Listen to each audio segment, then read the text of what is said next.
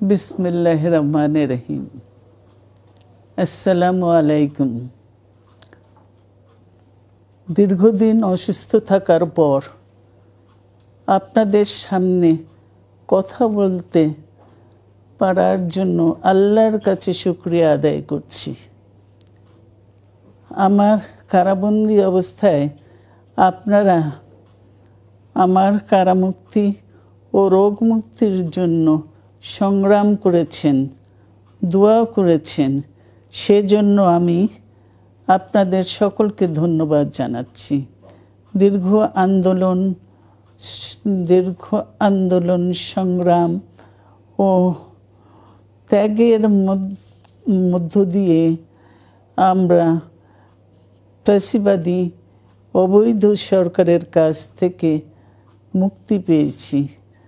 আমি আন্তরিক ধন্যবাদ জানাতে চাই আমাদের বীর সন্তানদের, যারা মরণপণ সংগ্রাম করে এই অসম্ভবকে সম্ভব করেছে।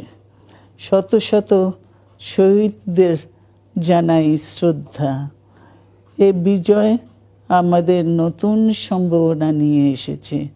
দীর্ঘদিনের নজিরবিহীন দুর্নীতি, গণতন্ত্রের ধ্বংসের স্তূপের মধ্য থেকে আমাদের নির্মাণ করতে হবে এক সমৃদ্ধ বাংলাদেশ। ছাত্র তরুণরাই আমাদের ভবিষ্যৎ। তরুণরা এই যে স্বপ্ন নিয়ে বুকের রক্ত ঢেলে দিয়েছে, সেই স্বপ্ন বাস্তবায়নে করতে মেধা, যোগ্যতা, জ্ঞান ভিত্তিক গণতান্ত্রিক বাংলাদেশ গড়ে তুলতে হবে। শোষণহীন সমৃদ্ধ বাংলাদেশ। সকল ধর্মের গোত্রের অধিকার নিশ্চিত করতে হবে। শান্তি, প্রগতি আর সাম্যের ভিত্তিতে আধুনিক বাংলাদেশ নির্মাণে আসুন আমরা তরুণদের হাত শক্তিশালী করি। ধ্বংস নয়, প্রতিশোধ নয়, প্রতিহিংসা নয়, ভালোবাসা, শান্তি ও জ্ঞান ভিত্তিক সমাজ গড়ে তুলি। আল্লাহ হাফেজ।